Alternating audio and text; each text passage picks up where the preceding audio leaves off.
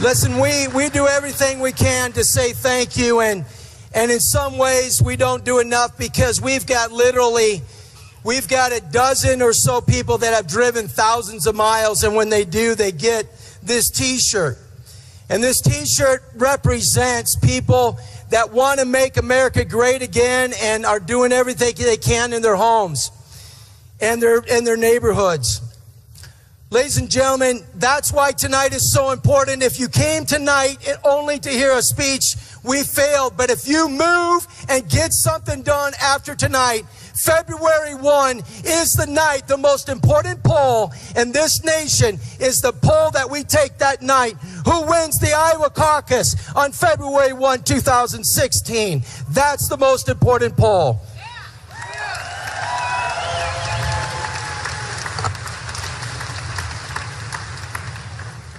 Ladies and gentlemen, we have, again, the most incredible staff, from our general and Chuck Laudner all the way through our staff. And right next, you're going to hear from one of the people that Donald Trump loves as much as anybody. This is a woman who he got to know years ago. You know her from her season 3 on The Apprentice when she was the finalist. Put your hands together for Iowa co-chair for Trump, Miss Tana Gertz.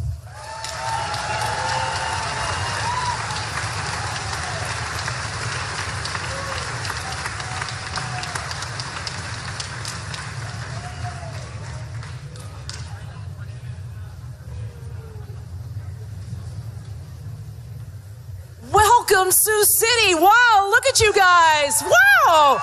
Give yourselves a round of applause. You guys are good looking. I don't know who's more rowdy, the people standing room only or the bleachers.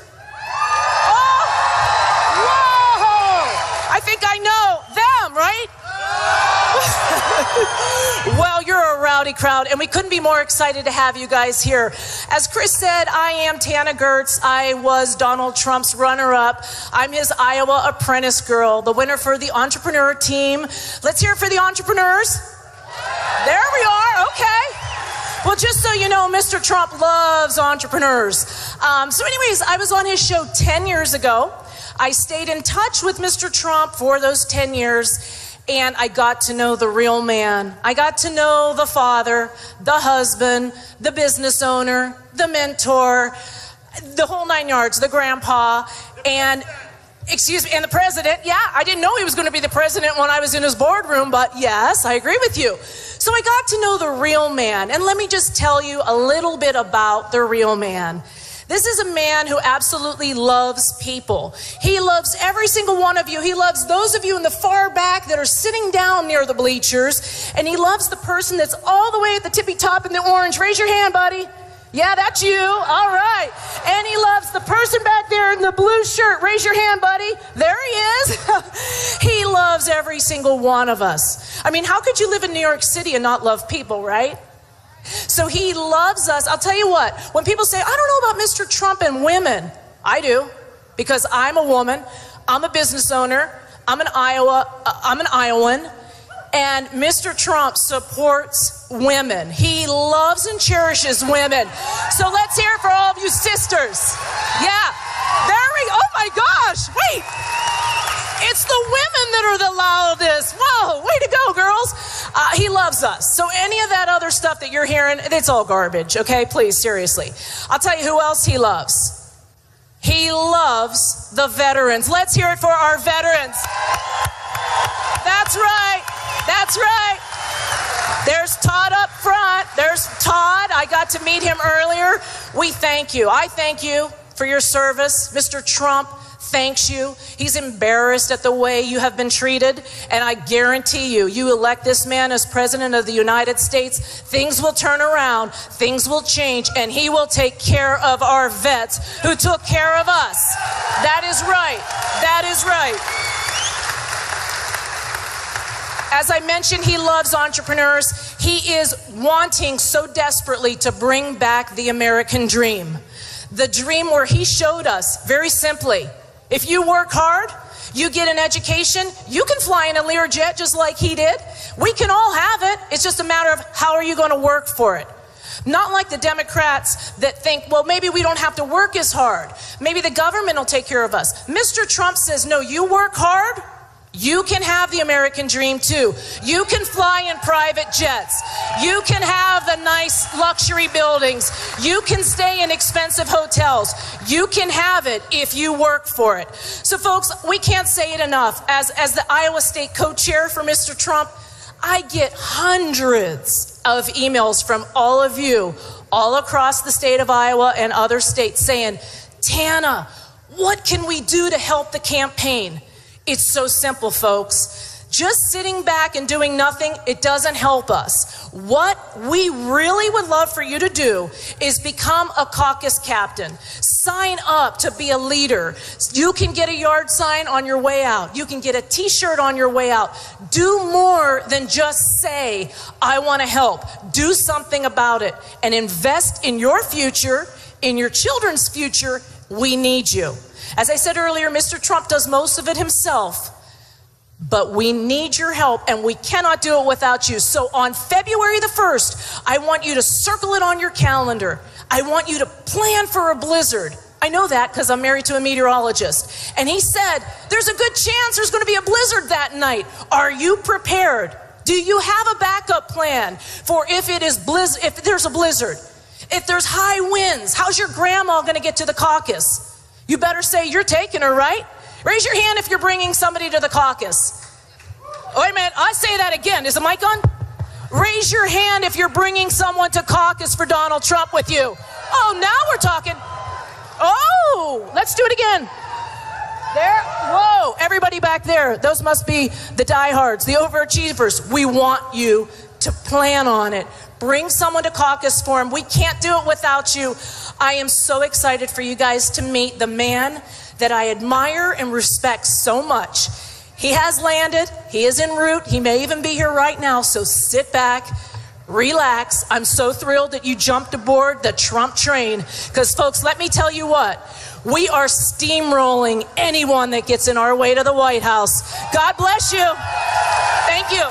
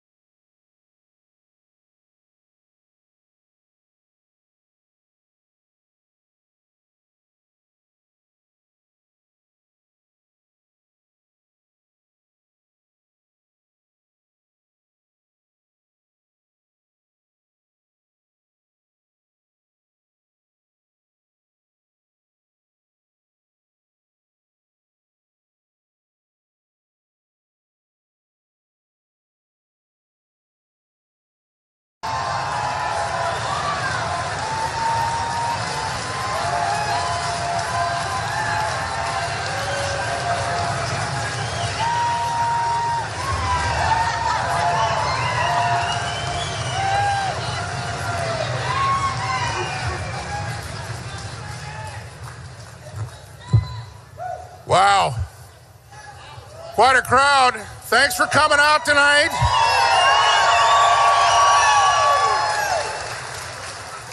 I want to make sure we get this off to a great start. I'd like for all the veterans and first responders to please raise your hands so we can acknowledge you here in the crowd.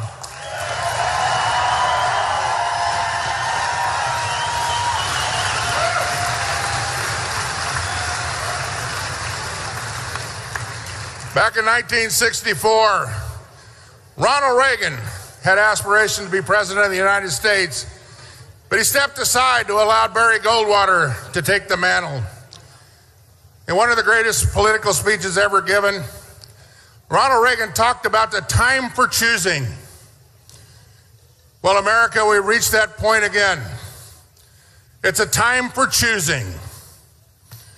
A lot of us have to make choices in life. A lot of us have to take a look at who we're going to support for this candidacy for presidency of the United States. The Republican field is large and talented. But the Republican field is filled with people who are likely to continue on the path that we're already on, and we cannot do that.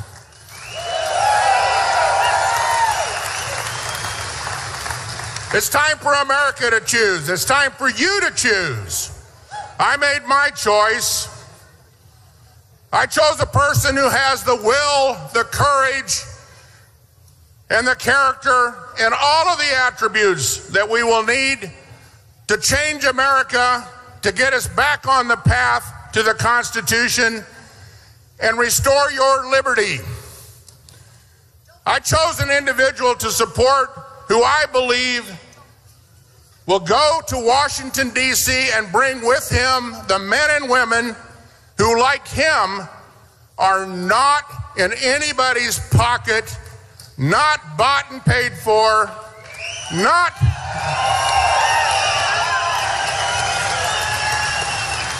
the shills of special interest, someone who will protect our First Amendment rights, someone who will protect our rights to have guns in this country, someone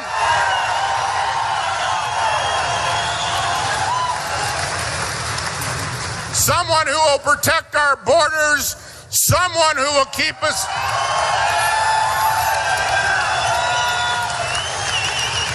someone who will grow the economy, and someone who will put more money into your pockets so you can afford to send your kids to college. Your kids will... All of these things are possible.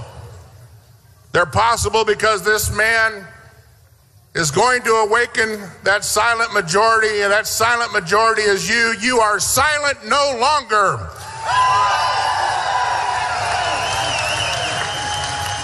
It is my honor and privilege to introduce the next President of the United States, Donald J. Trump.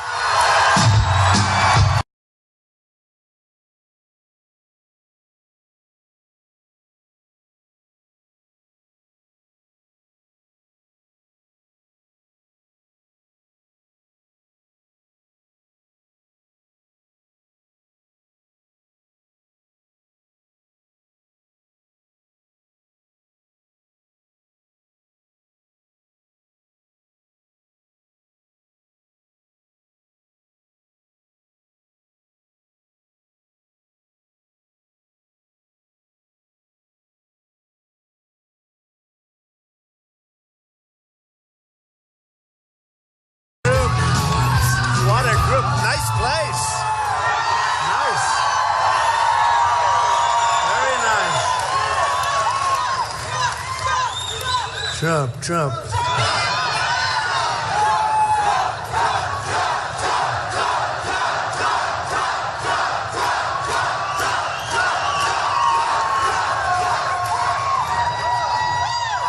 I was telling some of the folks backstage, I never, ever thought we'd do this well, this fast. This has been so incredible. What's happened all over, but what's happened in Iowa, it's been really incredible. We've had some amazing results, and they continue to come in. Get a little shake-up in Iowa. I don't know what's going on. Somebody said, are you going straight to New Hampshire? Now, I love New Hampshire. We've got great numbers, 38-12. That's good. But we fell a little behind in Iowa, and some people are saying, how can it be? And I come out, I was just telling a group, we have the biggest crowds, we have the most enthusiastic crowds. Everybody said, and it's true. I mean, look at this. Somebody else would come, they'd have like 50 people and they wouldn't need this room, believe me. But everybody said, without question, in every poll, this isn't just here, that the people that are with Trump are with Trump. They don't go anywhere. They're staying. It's true. I see it. I see it. And we've seen it. You know, a couple of times they say, well, that could be the end. Then they do something, I'm 10 points up. It's the craziest thing, right? But we'll take it. But they say the people are we have the most loyal people by far, and everybody says it. The other thing they say is for leadership, number one. Very important, right? Don't you think? Leadership. I mean, when leadership is number one, they say on the economy, without question, number one, and by a lot. So, you know, it's great. I thought I'd talk a little bit, and I want to take some questions. You know, we could do a little question and answer, right? We have all these cameras going back here, and you know, it's always tough when you're in live television all the time.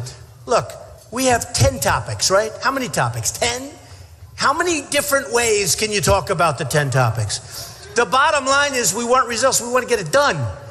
But when you're on live television all the time, all those people back there, and the cameras are on, and then you're talking about immigration, and you're talking about the wall, because we're going to have a wall, and we're going to stop illegal immigration.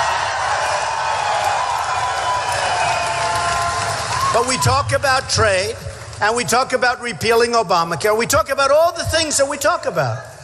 But, you know, you have these points, and we can talk about them in different forms, in different ways, and give different examples. But in the end, it's really about results, isn't it? Right. It's really about results. And you can only talk about the same subjects on live television so many different ways.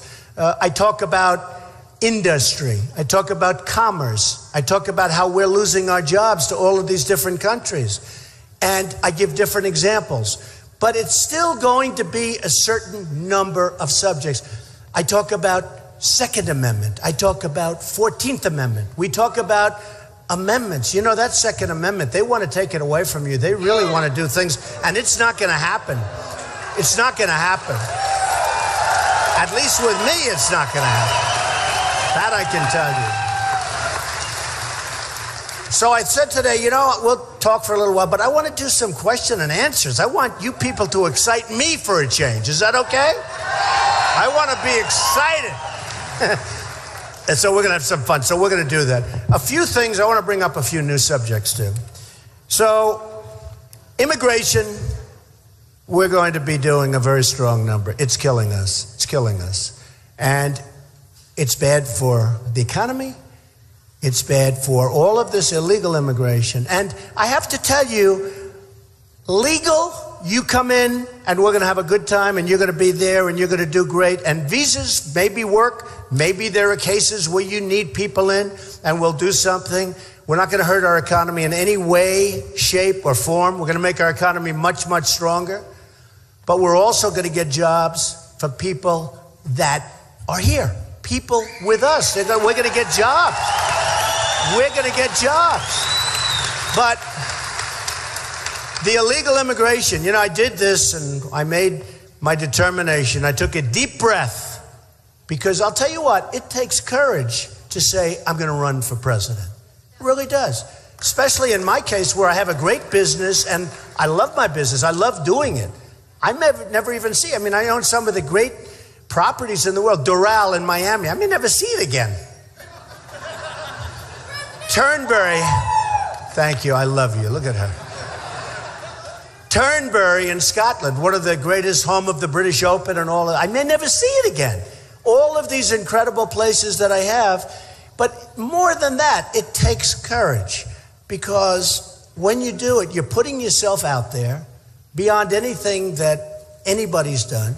And it even takes courage for a politician to do it. Now, at some point, some of these guys have to leave. Don't we agree? It's getting ridiculous.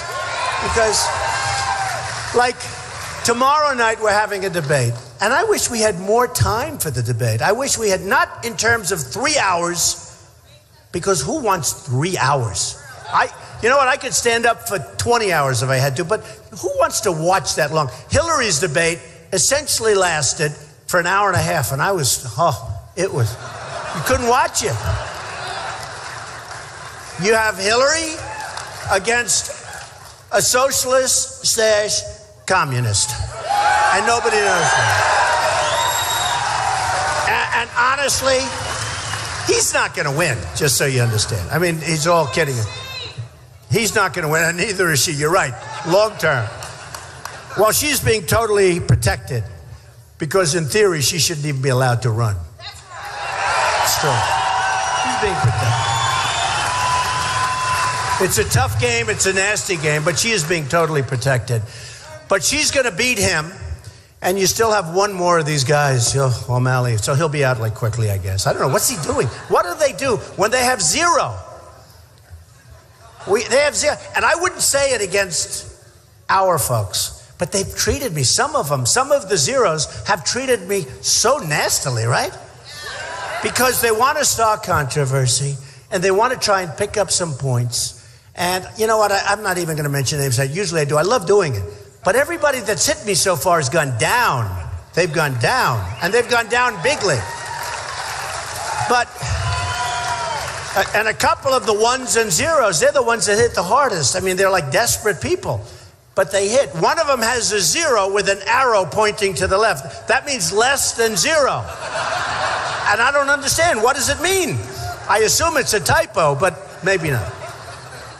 But when you look at the things that are happening with our country, the trade situation with not just China. I talk about China all the time because that's the main abuser. That's the biggest abuser. The numbers are astronomical. Almost 400 billion a year in terms of imbalance. Think of it, 400 billion a year. And they send stuff over here, but we can't send stuff over there. They tax us, big tax. A friend of mine can't get his stuff over there. The tax is so big, big tax.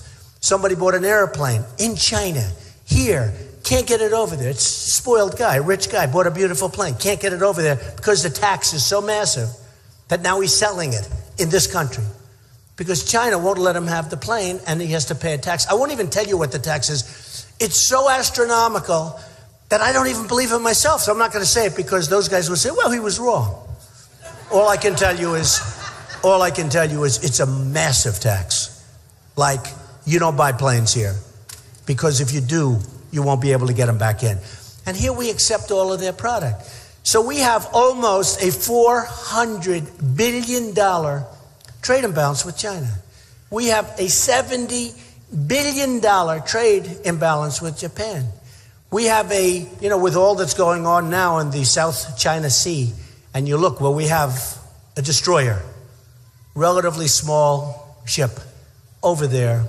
I don't know if I'd want to be the captain of that ship right now, but they're being sort of mocked and scorned, and a lot of bad things can happen.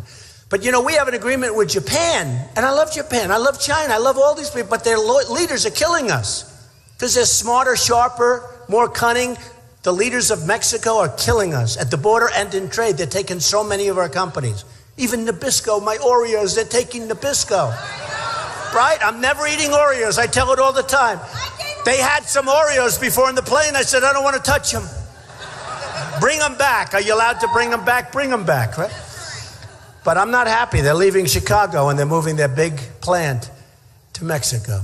So when you see this happening, we have to stop it. And I'm not going to beat around the bush and, let's talk and let's be nice and let's say everything. Nobody can do it like I do it. Nobody. Honestly, nobody. We can.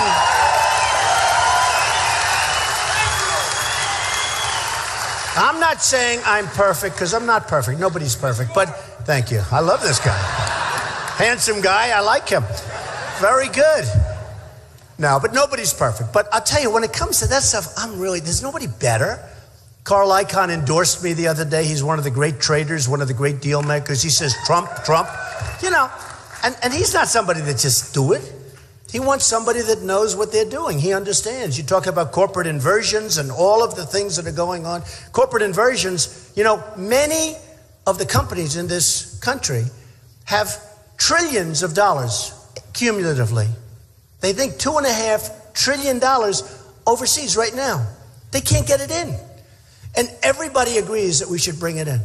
The Democrats and the Republicans. They've agreed for years. They can't make a deal because they have no leader. It's not like, oh, gee, we disagree on Obamacare or we disagree on something else. Although I must tell you, many of the Democrats that I speak to, because I'm friendly with all of them. I'm friendly with, like, Republicans. I get along with everybody. You know, everyone said, oh, you won't be a unifier. I'll be the greatest unifier of all. Why, is Obama a unifier? But I will tell you, many of the Democrats that voted for Obamacare would never have done it now. And they were lied to 28 times, right? You can keep your doctor, keep your plan, keep your this, everything's going to be great. Turned out to be a total lie 28 different times that they know of. And they wouldn't have done it. But when you look at what's happening with corporations and the highest tax, we pay the highest tax anywhere in the world of any country. But they have trillions of dollars overseas. And these are great companies in many cases. They have thousands of employees. They can't get their money back. And the reason is bureaucracy. It's very hard. And also, big reason, the tax is too high. They don't want to bring $1 million back and pay $300,000 or $350,000 tax. They'd rather leave it over there. And if they bring it back, they'll be using it to invest in our country. I mean, a lot of good things will happen. I happen to believe it's more than $2.5 trillion. But here's the thing, and I use it because it's so incredible. Here's the thing, it's not controversial. It's not like you have the Republicans here, everybody agrees. They've agreed, you know that, for 2.5, 3 years. They can't make a deal.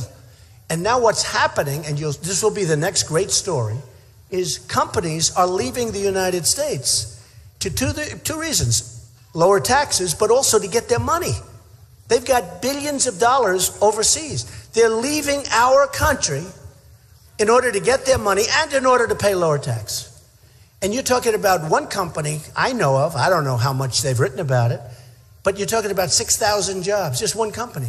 You're talking about potentially thousands of companies. And I say it, in the old days, they'd leave New York, people would move down and companies would move down to Florida, or they'd move to Texas, or they'd leave New Jersey, where taxes are quite high, and they'd move to another location, right? Now, they leave our country and they go to other countries. That's what's happened. In the world of the internet and the world of very fast jets, it's a different world out there. And there's no loyalty. They're paid a lot of money to make a lot of money for their shareholders. And some of them actually are foreign. They'd like to move back to these countries. They bring in executives that are from Ireland, from other places. And they don't mind. They have no loyalty to the United States. So my plan, my tax plan, is something I'm very proud of. We're going to solve corporate inversions. I'll tell you what, we will have that money back. If I get elected president, that money will be back so fast your head will spin. Nobody else will be able to do it. Honestly, nobody else even knows about it. The other candidates, most of them don't even know about it. It's not their wheelhouse, okay? It's just not. It's not their thing. It's not their thing. Their thing is getting reelected. That's what they're good at. They get reelected, and they make promises, and they're all talk, and they're no action. And the same thing happens with these politicians. It's always the same. So we have so many different things, and what I've done with our tax plan, which is something I'm very proud of, we've brought it down into a few groups, because right now, you have to go out, people that aren't doing well, go out and hire companies to help them with their tax plans. They'll pay $500, $1,000, because it's so complicated, and we're going to make it nice and simple. And we're getting rid of carried interest, which is something that a lot of rich hedge fund guys love, but we're getting rid of, they don't love me so much anymore, but I don't care. And we're getting rid of a lot of things. So we're going to have nice, simple tax returns. Somebody said, oh, why isn't everybody paying? 40%, a big percentage, will not pay any tax at all. People that are doing badly. They said, well, I won't use the candidate's name because I don't want to insult any candidates when they can't defend themselves. But they said, we want everybody to pay at least something. And I said, I agree. Here's the problem. From the standpoint of bookkeeping, From the standpoint of bureaucracy, you're talking about millions and millions of returns. You're talking about building the IRS even bigger, and it's a monster. And I could cut it down, way down. And the money that you're talking about is far less than the administrative costs. So I said, I agree, except for one thing. From a practical standpoint, it's too much. Most of these people aren't paying anyway. What I want to do is bring our jobs back from China. Bring our jobs back from Mexico.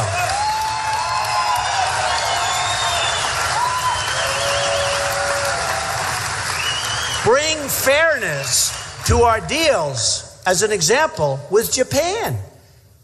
I was in Los Angeles. Ships, the biggest ships you've ever seen. Cars are pouring off into this country, made in Japan. We give them practically nothing. The balance is so bad. The imbalance is so bad. You say how, and then we have all the strength. See, what our people don't know, and only somebody that wrote the art of the deal or that does this stuff, right? It's natural. It's like a great athlete, like a Jack Nicklaus. He always was able to sink that putt, right? You know, he's just better. And you have athletes, very few, but there are some people that have a certain ability. A lot of people don't even know. We have all the power. We have all the power in China. You know, we owe right now China and Japan equally $1.5, think of this, trillion dollars. 1.5, so think of it. They take our business, in the case of Japan, mostly cars, but they take our business, they take our jobs, factories close down all over the place, and we owe them money, right? It's a magic act. For them, not for us. For us, it's a horror show. It's going to end. It's going to end.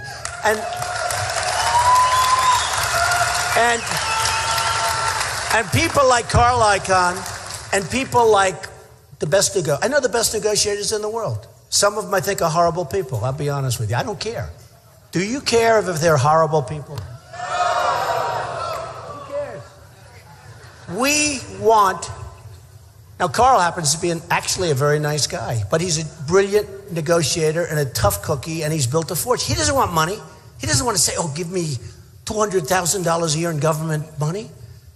He wants to do it. He's proud to do it. He wants to help the country. And it's so easy for him. For instance, if I said, Carl, do me a favor. The trade deal we have with China is so unfair. We're losing $400 billion a year, Carl. Do me a favor. Make it fair. I don't have to give him a big speech. I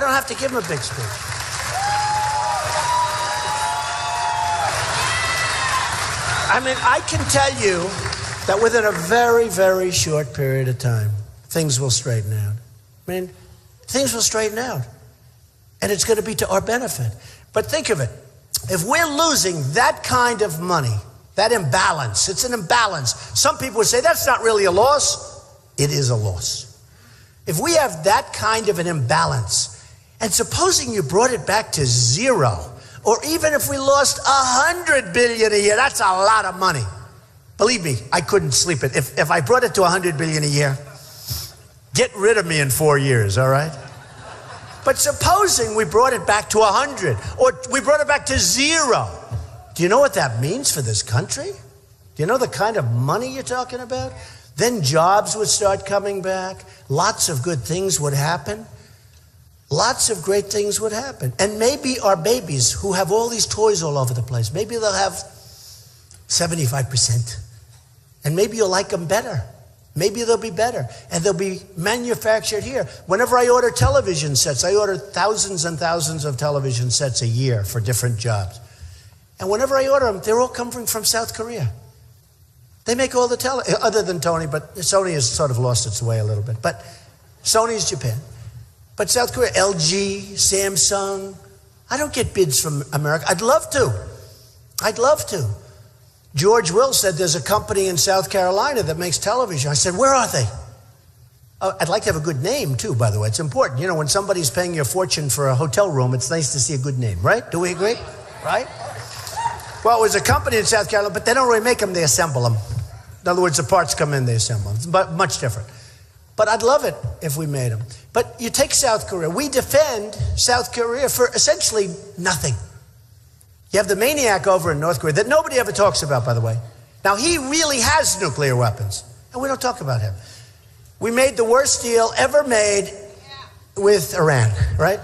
The worst. No. These are the people that represent, these people are incompetent or stupid. You know, somebody said, you shouldn't say stupid. It's not, but it's true. They're stupid. I think. Unless, I don't know. Is there something going on that we all don't know about? Think of it. Point after point we lost. We lost everything. We're giving them $150 billion. It's hard to believe. They're going to have they don't have to develop. I tell somebody, they don't have to develop nuclear. They can buy it. What the hell why should they develop it? They can buy it. And now all of a sudden they're going into Syria. They got so much money. They're a terrorist state. They're going into all of these different places. We're fighting them in Yemen, and yet we're making a deal with them. So why don't you say, hey, Yemen out. Our prisoners, I want them back. I want them back. I don't want them over there. I want them back. And all we have to do, very simple, is if you have the right messenger. I'm the right messenger. You know, I've gotten to a point where I have to be braggadocious. It's terrible, right? Because I can't be so nice and say, we can all do a wonderful job. People can't do this kind of stuff. For instance, the wall. I said, I guarantee you that we're going to build a wall. It's going to be a real wall. We're going to have people come through, but they're going to come through illegally, or they're going to come through with visas, which is the same thing, if we need it.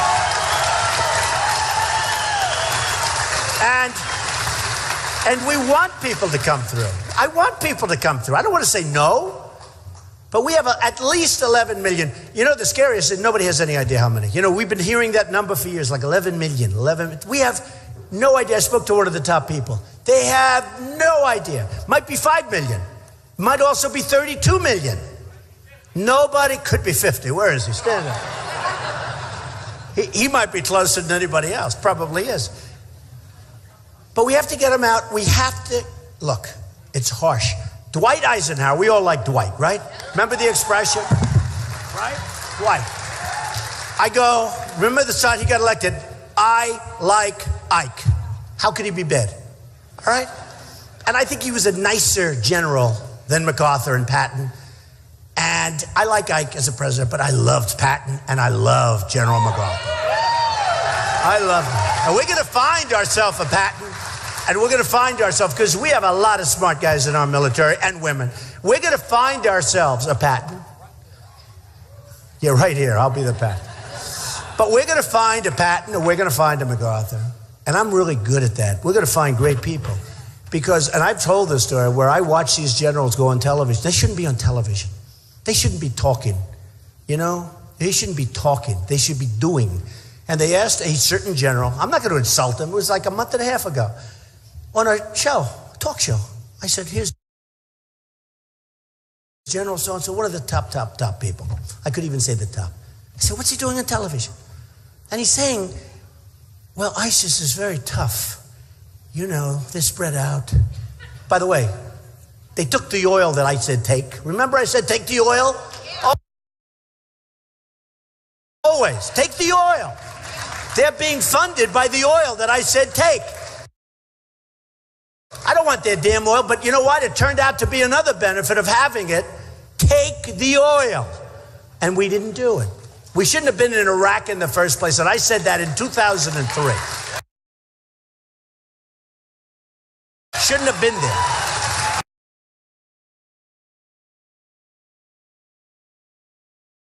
In a year.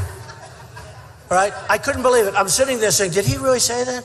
He said, we will have all troops out by a certain day, right? Did he say that? And I said, no, tell me, please. Because I'm sort of a natural, like things, like, I'm a very smart guy, but I know a lot of smart guys wouldn't pick that up. I pick it up. I say, oh, you know another one I got high marks on from every poll? Military. They think I'll be the best in the military because they say I will be, you know, I always say I'll be the greatest jobs president that God ever created. I will. But everybody knows that, especially God. Everybody knows that. But you know what I'll be? I'll be great at the military. I'll be so good. And I'll know when. And I'll build our military so strong, so tough, so incredible. Nobody's going to mess around. We're never going to have to use it. We're never going to have to use it.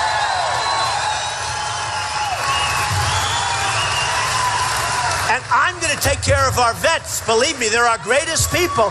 And our vets are not being treated as well as illegal immigrants. I'm going to take care of our vets.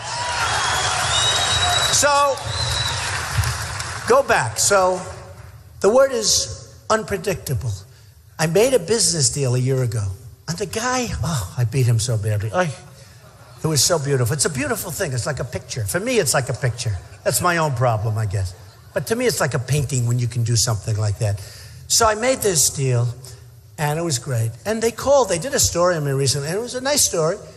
And I said, I hope they don't call this guy. They ended up calling this guy, what do you think about Trump? And he said, but in a respectful way, he said he won because he was so damn unpredictable. We didn't know what the hell he was going to do. That's a positive thing. That's a positive thing. I mean, if you're a poker player and you're predictable, you're not going home with much money. Okay? But it was really, I said, that's not nice what he said. First I said, that's not nice, I'm unpredictable. Then I said, wait a minute. He meant that as a compliment. And I called him. I said, what did you mean by that? He said, I think that's the greatest compliment I can pay. We could not figure you out. You came at us from 15 different angles. So with Obama, when he announces that we're leaving Iraq on a certain date, we shouldn't have been there. But once you announce the bad guys, remember they said the surge worked? You know why the surge worked? You know why? Because the bad guys all moved back. They said, hey, what do we have to get killed for? I mean, these people don't mind being killed. Can you believe it? But they say, if we don't have to, let's not. So they moved back, and they said, hey, they're leaving in, what was the date? Do you remember the date? Specific date to the day. We will have all troops out. I am a great president. So the bad guys, meaning the opponents, whatever you want to call them, they just said, they're leaving in a year. You're going to have all the troops out. Let's go back. What do we have to be shot at for the next year? And what do we have to do? Because if we do well, maybe he'll change his mind and stay. So let's let him think he had this great victory with the surge, right? The surge worked. Didn't work. What happened is everybody pulled back. They said, let's wait. Now we leave because of a lack of leadership. We leave and boom, it comes apart. That's what happened. That was the surge. Everybody talks so much, the surge was so great. The surge was great because everybody knew. They knew what was happening. They knew it was going to happen. They knew we were leaving, even through Bush. I mean, honestly, they knew we were leaving. We were fed up. So they pulled back and they say, let's get them out. Everybody wanted to leave. Now, I would have done it differently. Even if I wanted to leave, and I might or might not, I won't even say. People say, Mr. Trump, what's your attitude on ISIS? When will you attack them? Where? I say, I don't want to, I have a real chance of winning. I don't really want to tell you what my attitude. I want them to guess. I don't want to really tell you. I mean, the one bad thing about our system, we have a system that's got flaws, let's face it. Hey, look at our leadership. It's got flaws. But the one bad thing, when I give that answer, they say, although some people, I see it here, some people say, we love that, we love that. But when I give that answer, people say, Trump doesn't know. He doesn't know. He didn't give an answer as to exactly what he's going to do. Exactly. What is he going to do? And I know exactly what I'm going to do. And eventually, after I was asked the question by 10 different reporters, all of whom are here tonight, by the way, I said, here's the problem. If I don't give the answer, I'm not going to win. Because they write so incredibly negatively. So if I don't give the answer, I'm not going to win. They're going to say Trump wouldn't give us the answer. They don't know its unpredictability. They don't know its strategy. And I said it for a period of time, like a month. I was saying, I don't want to tell you because I actually have a chance. Because from the time I announced, I've been at the top of the polls, almost at the top. We're doing well. Iowa, will you get your numbers up, please? Hey.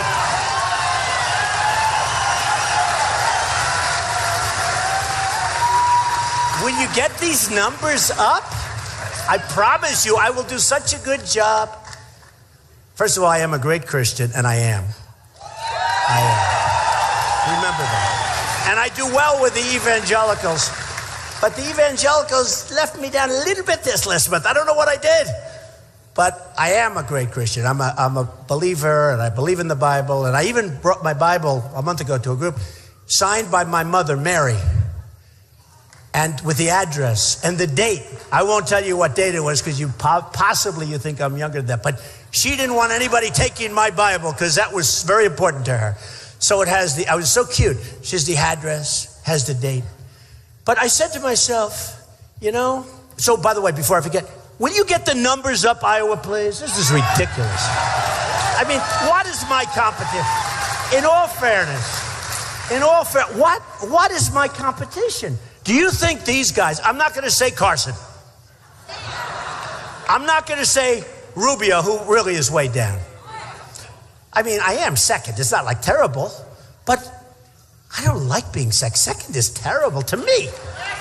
But do you think that Ben is going to go to China? These guys are fierce. Like they come into your office. I've made many deals with China. I've had great victories in terms of deals with China. They come into your office. There's no, hello, how are you? It's a wonderful day. They come in. We want deal. There's no games. I do this for a living. I'm really good at it, folks. Really good. And, when you talk about energy, I'll tell you one thing. Everybody agrees, ooh, do I have energy? Ooh. I toss and turn, thinking about how I'm going to make the best deal for you, folks. I'll be tossing and turning. I will be tossing and turning. You're going to have so many deals that are so good for you. We're going to have numbers that are going to be so good. I always joke, you may get tired of it, but then I always take that back because nobody gets tired of winning. We don't win anymore. Think about it. Do we win at all, ever? We lose with the military. ISIS beats us, everybody. We lose with trade. When are we going to come back and say, we beat China on a deal? When are we going to come back? We beat Japan. Do you know that everybody said, oh, Japan, they have so power over us. They have so much power because we owe them 1.5 trillion. And they send all those cars. No, we don't. They have no power. If we ever say, listen, you're not going to treat us fairly, we don't want your cars anymore, they go out of business, folks. They're gone. Same thing with China. China's not even doing that well. But they just devalued their currency, the biggest in 2 decades. And the reason they did it, they could never thought, but we have so many other problems that they felt, oh, wow, we can get away with this. And it's going to make it impossible. Did you see the results the other day of Caterpillar tractor? Horrible. Because they're not getting stuff out.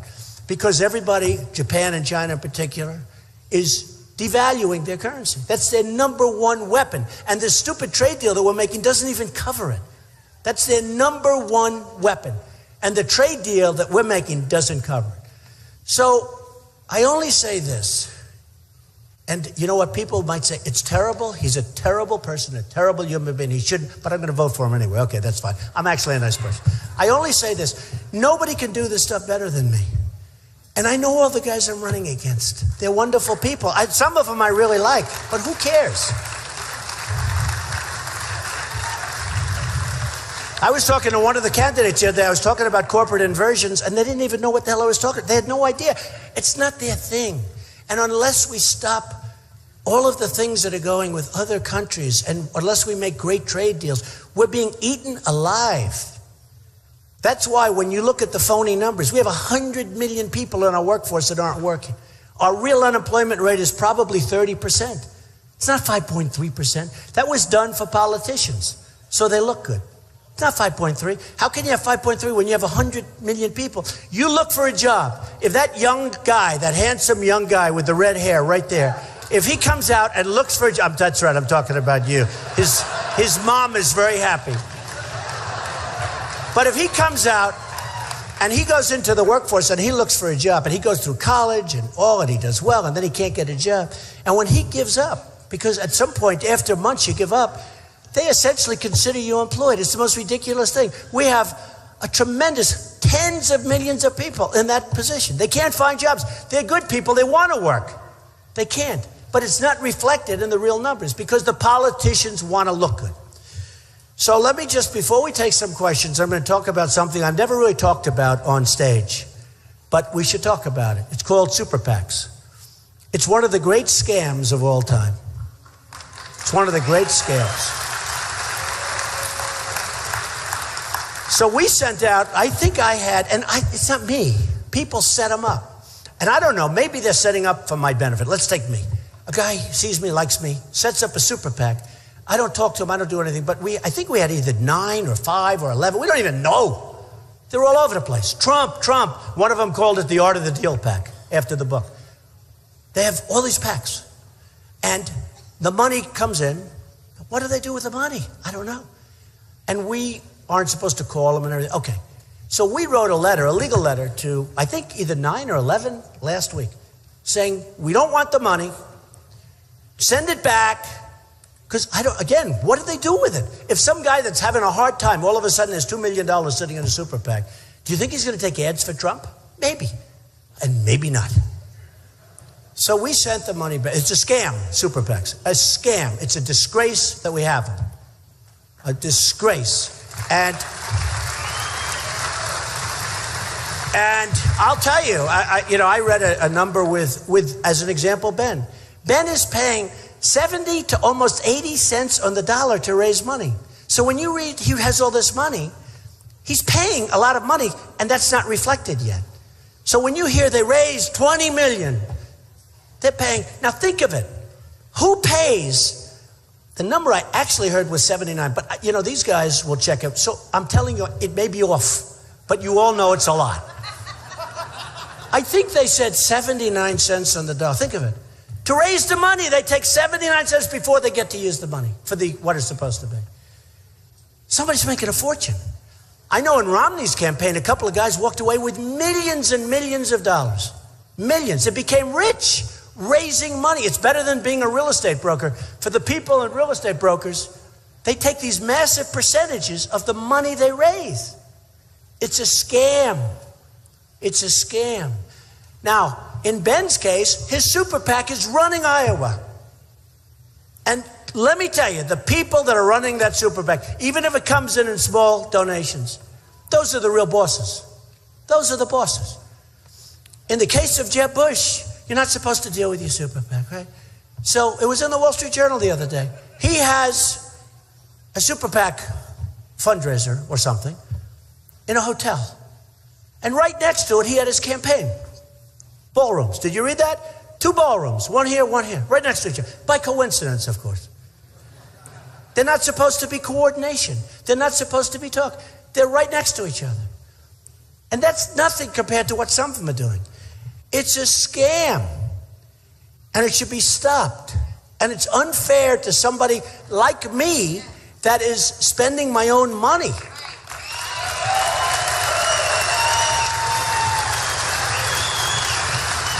And what happened, and I haven't talked about this before, but I'm seeing what's going on. It's horrible what's going on. What happened is last time when they had the super PACs, I actually think there was sort of a wall. They call it the wall. And this is a wall too. It won't be as good as the wall I'm going to build, but this is a wall. But there was a wall, and they didn't deal. Even though Bush has a friend of his running a super PAC, I'm sure they never talk. I'm sure. What do you think the chances are that they talk? 100% or 99%? 100. I say 100. I say 100. Only a foolish person would say 99. But whatever. They're not supposed to. But they put a friend in there. They put other people in there. They put whoever. And that's the way it works.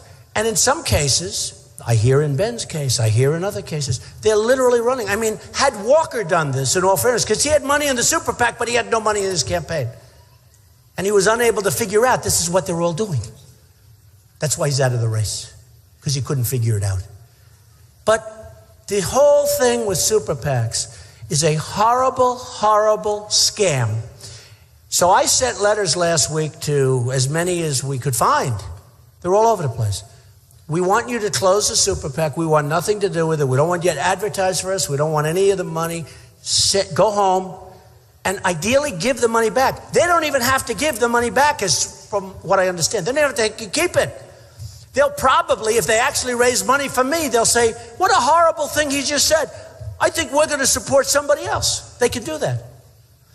But the super PACs have total control over the people running for office. Total. Nothing over me. Nothing. No, nothing. I feel it's very unfair. I feel it's a very unfair situation. Now, if they want, they could have full disclosure and everything else, let the candidates get everything, but what are they doing with this whole thing? And I think it makes dishonest people out of people that might be honest. But the super PACs are controlling your candidates, some more than others. Some are unbelievable. And what the press should really do is take a look at how much money is left. When you read that Ben raised $1, how much is left after he pays all of the consultants and all of these people? How much is left to spend in the campaign? You'll be amazed. It's so little. Bush, the same thing. And I'll go over, there are other names. I know every one of them. But it's a horrible thing that's taking place. And again, last cycle, at least they went through the motions. Now they're not even going through the motions. They're not even going through. And just remember, when I have to negotiate with companies to keep them in this country so they build jobs here, and they build their plants here, and their factories here, and they do all of the things here. When I have to do that, John Deere, I've paid them tens of millions of dollars. You can even check. I said to John Deere, I want an endorsement. I don't know if they'll give me an endorsement. I tell you, if they don't, they're not so smart. I guarantee no other person gave John Deere. I bought probably more than $10 million worth of John Deere equipment. I love it. You know why? Iowa. I love it. I love it when we can. And by the way, it's a great company. It's a great company. But I buy a lot of stuff from John Deere because I have a lot of big developments that really require John Deere type equipment. I don't have to buy from them. I could buy from others, but I want to steer it to them when I can. But we have to do something to clean up this political mess because it's crooked stuff. It's crooked stuff. And it's got to stop. And it's very unfair to people that go out and do it the way you're supposed to do it, including me, where I put up I think I'm the only one. I know I'm the only one that's self-funded. I'm the only one. I'm putting up my own money. Other than, I always preface it, people write in to donaldjtrump.com or whatever, and they send me checks like $20. I keep saying about the woman for $7.50, $50, $100. Because I don't want their money, but if you send it back, it's totally insulting. They always write letters too. They write these beautiful letters. It's Mr. Trump, I can't afford much, but and I know you don't need it, but I'm sending in $50 because it's so important what you're saying about the country. It's beautiful. I have seen such beautiful letters. And if I sent it back, there is no letter I can write that's not going to be insulting to those people. Really. Dear Mr. So-and-so or Mrs. So-and-so, I don't need your money and thanks a lot, but we're going to do it ourselves. It's like, if I got that back, I'd say, who the hell does he think he is? So we take that, and it's something that I think is important. So I always preface it by saying, I don't consider that funding, but I'm self-funding my campaign, and I'm getting ready to put up millions. And something I'm very proud of that I think is great, and it's been really great. It hasn't been gotten very much publicity, hasn't gotten much publicity, but I have spent less money than any other candidate, okay? By far, I think. I don't know, probably a couple of guys that have nothing, so they just go around but I was told I spent less. And I had the best result because in most polls, I'm number one. Now, until Iowa came along, I said every poll, and then Iowa came. What the hell are you people doing to me?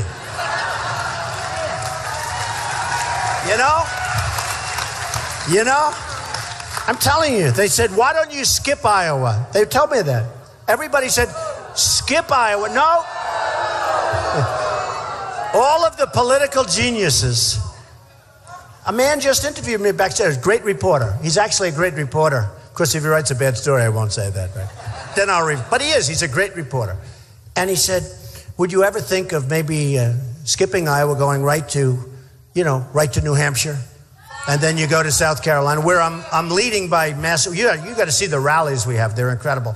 But you go to New Hampshire, you go to South Carolina, you go to Nevada, you do the SEC. And Skip, I said, I can't do that because I have such an unbelievable relationship with the people from Iowa that I think we're going to win. I really do. I believe it. I believe it.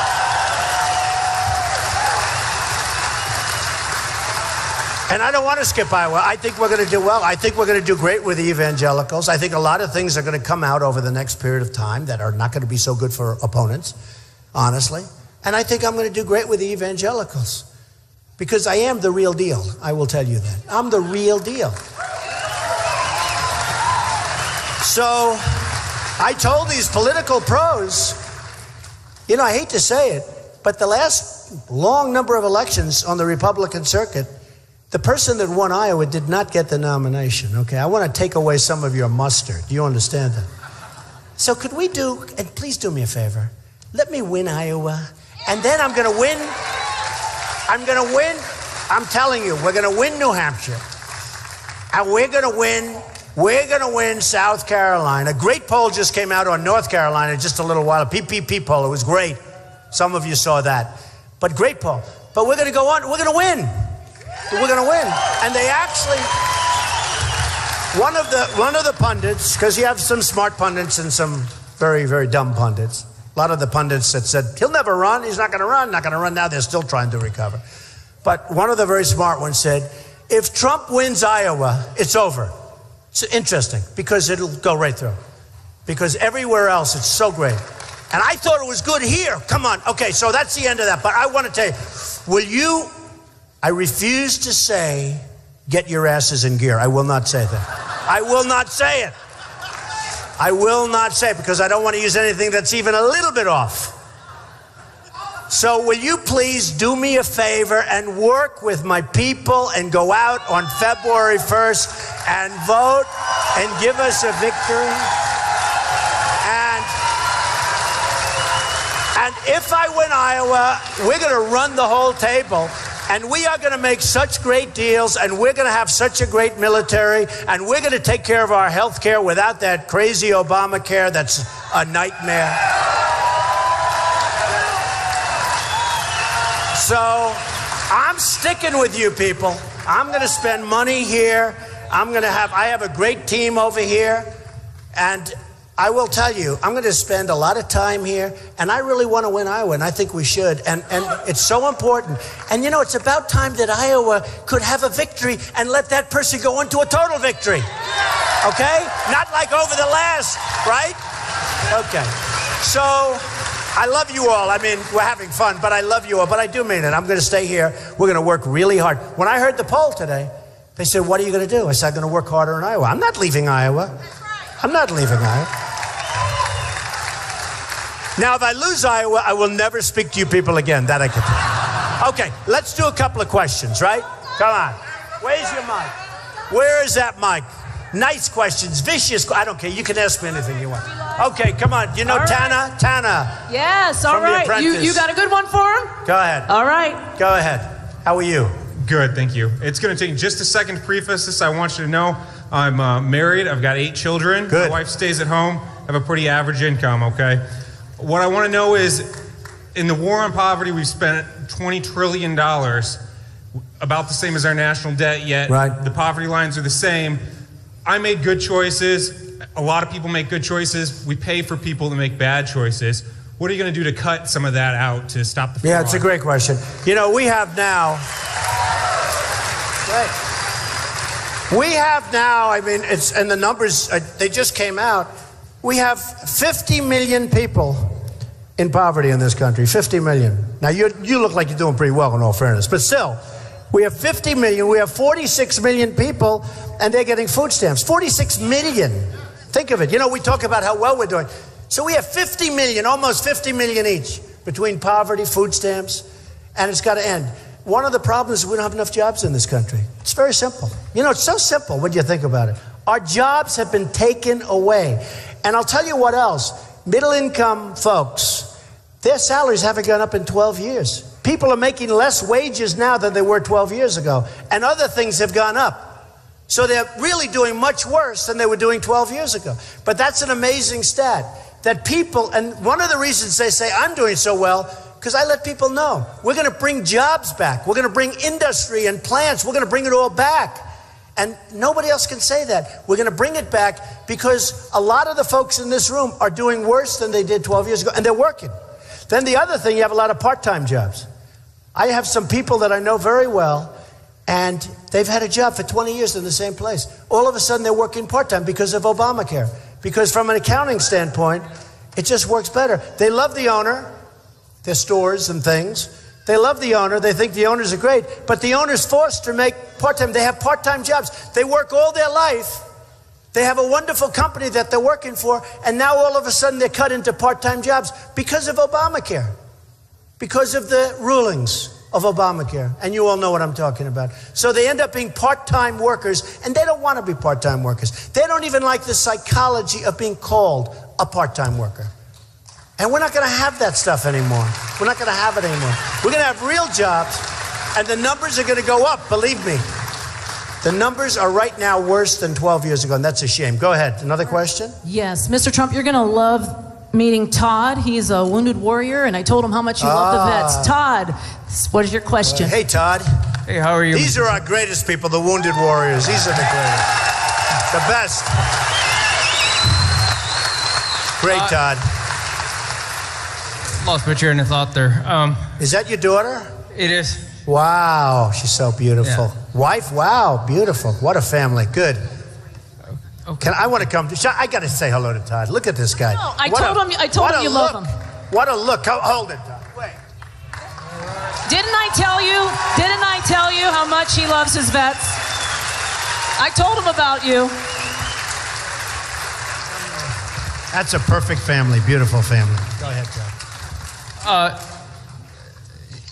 I just wanted to ask, one of the real struggles after 21 years of active Army service, especially with the 101st Airborne that deployed constantly, what else with the current administration, warrior care is lacking, to say the least, and especially after, post-service. My wife, April, here is my full-time caregiver, compensated by the VA. I don't work anymore since I was told I was leaving the Army. What else will the Trump administration do better than the Obama administration? Is the VA not doing the job? My wife could help you with that. Right now, he needs some more treatment, and I'm being told from the VA that you have to go through this new choice program, but we can't get the appointment. Like, he's not all the time in the wheelchair, but... Will you write out your card? Oh, yeah. You're going to write out your card, and I am going to put pressure on the VA like you won't believe. Let's see if we can get that, right? Look how beautiful. Look how beautiful. Okay, so we're going to have, hey, I tell you what, as president, I can guarantee it.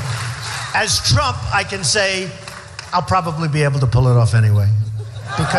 Because they know it won't stop. It'll be easier to take Todd and just say, look, we're going to work with you, Todd, okay?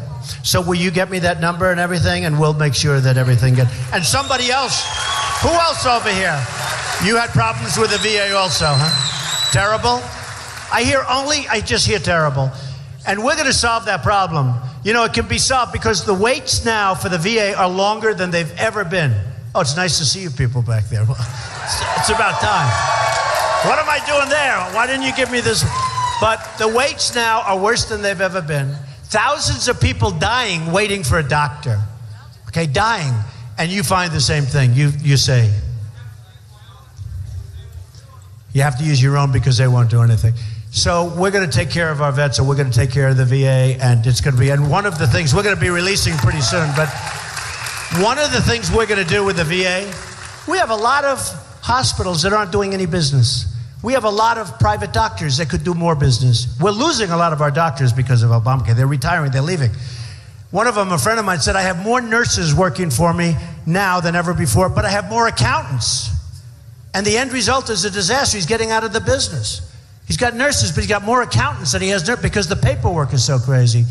So one of the things we're going to do is, if Todd or if you or if somebody has problems because of the waits, because the waits are unbelievable, 5, 6, 7 days sometimes, they're going to go to a private doctor, they're going to go to a private hospital or a public hospital that's in the area, and we're going to pay for that, and it's going to cost less money. It's going to cost less money than the system we have now, and you're going to end up getting much better care. It's going to cost less, and you get better care. So anyway, Todd, we're going to take great family. Great.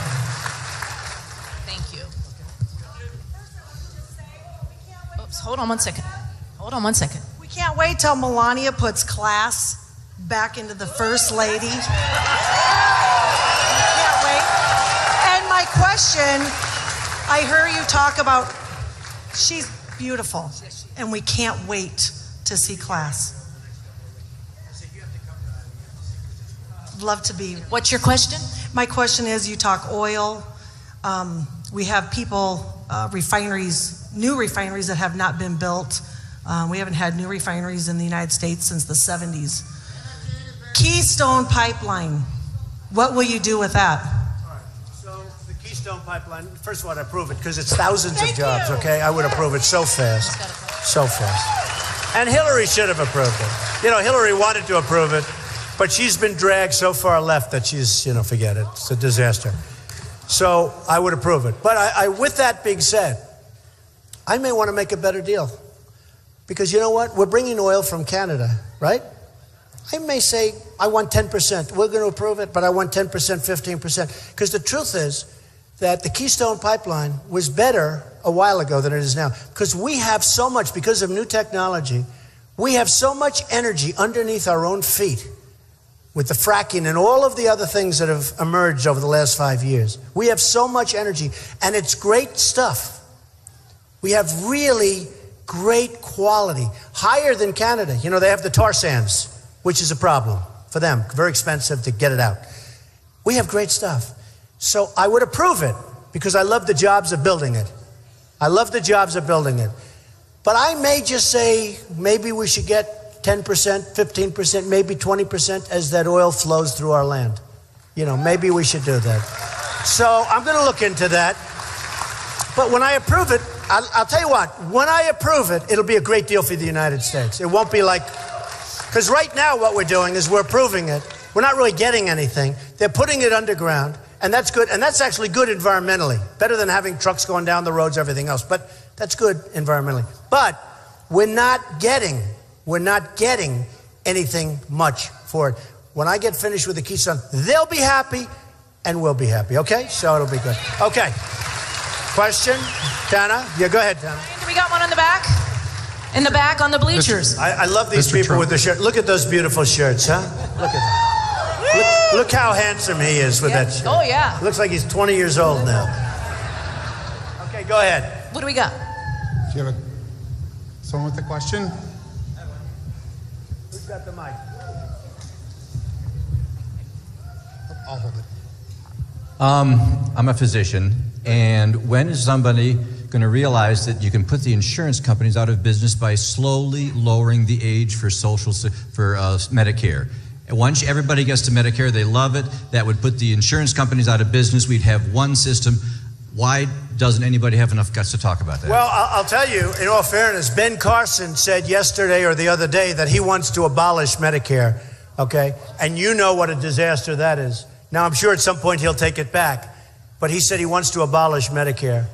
And one thing, people do like their Medicare. They do like it. And you are bringing up a point that I've heard before, and we're going to be looking at a lot of different things, but we're going to save Social Security, we're going to save Medicare, and that's the way it is, okay? We're not abolishing like other people. Okay, go ahead, next. You got another one? Okay, good here we go. Good point, by the way. Okay, great. Hello. Okay, hi. So what is your plan for the budget, and how do you plan to finance immigration reform? It's a lot of people. Okay, it's a lot of people, but you know what? It's costing us $200 billion a year, immigration in this country right now. And Dwight Eisenhower, I was going to say, he moved 1.5 million people in the 1950s, early 1950s, moved them out. We had tremendous illegal immigration problems. Dwight Eisenhower, nice guy. He moved 1.5 million people out of the United States. And you know what happened? He moved them right across the border, and they came back. And they moved them again, and they came back. They moved them a third time. They came right back. And then, they were tougher in those days. They moved them all the way south. All the way south. And they didn't come back. Now, we have to do it. We have no choice. We either have a country or we don't. And I want them to come back. But I want them to come back with papers. I want them to come back legally. I want them to come back. The good ones. The good ones. Well, but only the good ones. We got some bad ones. You remember the heat I took with illegal immigration? Remember that heat? For 2 weeks, Rush Limbaugh said he has received more incoming than any human being I've ever seen. And then he doubled down. He thought it was pretty good. And he's good. Really good. But you know what? I took a lot of heat. And then you had Kate in San Francisco killed, shot in the back. And so many others. And people started looking. And let me tell you, we have some wonderful people over here. And they're here illegally, but they're wonderful people. Okay? And we'll try and get them back real soon, and we'll do it through a legal process. But we also have some really bad gang members. Some of the gangs in LA, they're made up of illegal immigrants. And we have unbelievable police forces that don't get the respect that they should get. They don't get it.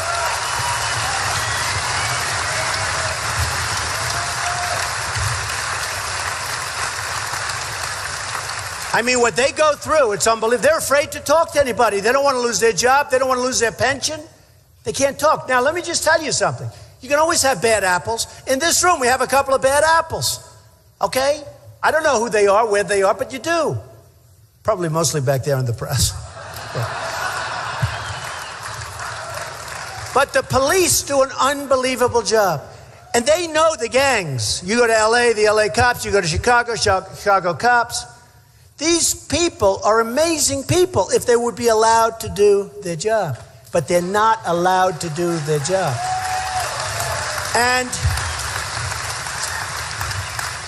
we're going to get the bad ones out of here so fast, and they're not coming back. And I don't want to put them in our jails because I don't want to subsidize these various countries where they come from for the next 45 years. I don't want them in our jails. We have hundreds of thousands right now in our jails. I don't want them in our jails. I heard a couple of these candidates saying, well, they don't know. Oh, they're such babies. But you know what? They're talking about putting them in jail. Well, I don't want it. Our jails are over brimming. I want to use our jails for people that are supposed to be there, okay? And I don't want to put these really bad dudes, I mean, they are bad. I don't want to have to pay for them for the next 45 years, okay? And we're going to deal very humanely with the good people, and there are mostly good people. But we got some real bad ones, and they're out of here. Your head will spin. Probably, somebody said the other day, what's the first thing you're going to do? Well, we're going to work immediately on repealing Obamacare. I'm going to, the one good thing about executive orders, the one good thing, Obama signed an executive order where everybody just come in. We have great Border Patrol people. I got to know them a couple of months ago when I went down to Texas to the border. They're great people. They're not allowed to do their job. They stand there and watch people walk right in front of them smiling at them. They want to do their job. They're not allowed to. So the executive order that President Obama signed, the one good thing about an executive order, in the first minute in office, I will countersign and revoke those executive orders.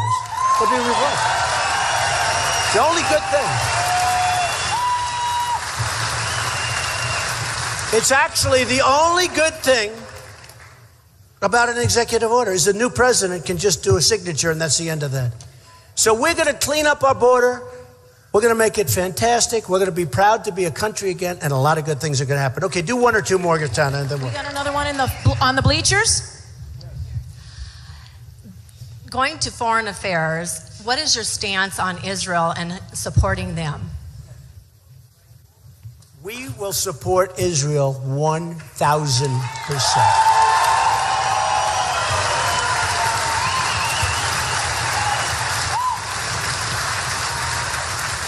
Israel feels so left alone, and I know Bibi, and I know a lot of my friends are from Israel, and they feel so left out.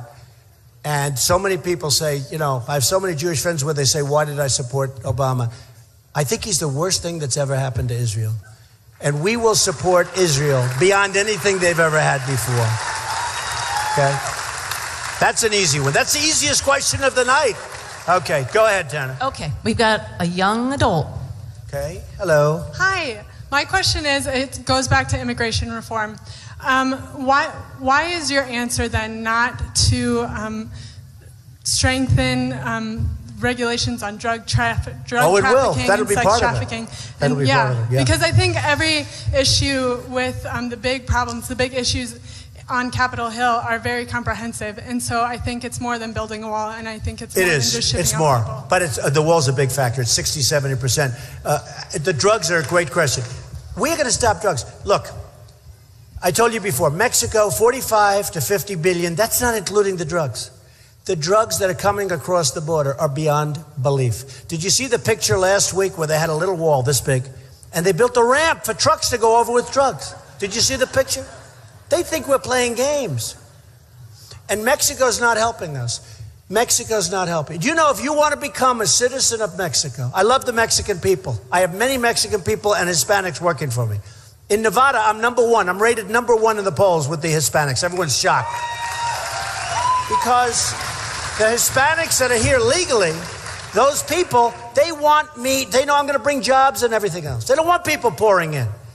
But I will tell you, Mexico has got to help us. You know, if you want to become a citizen of Mexico, if Todd wants to become a citizen, you can't get a more beautiful family. If any of us want, if I want to become a citizen of Mexico, well, me, I know they won't take, okay? I was going to say I'm pretty good at getting in things. Now, this is what I'm on. Do you know it's one of the hardest countries in the world to become a citizen of? And yet people pour right through into us. Into us. They call us the dumb Americans. That's what they call us.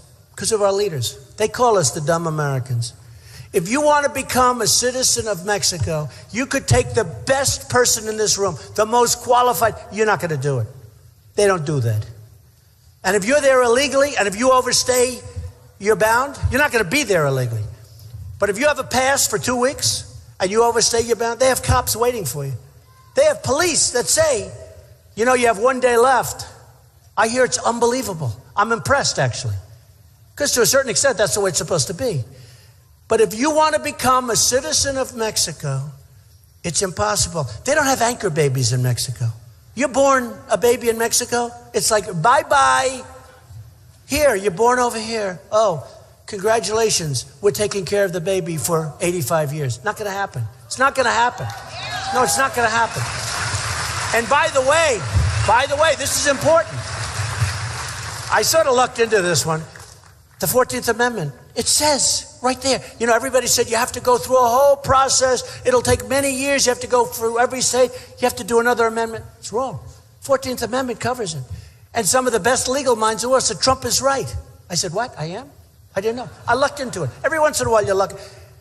The fact is, somebody comes in illegally and they have a baby. We're not responsible. Now, we may have a court case, but we're going to win it. And a simple act of Congress gets rid of it. And a lot of people didn't know that. Okay? And the reason I said it can't be possible, because nobody could be foolish enough to allow a thing like that. How could it be possible? And we're one of the only countries where that takes place.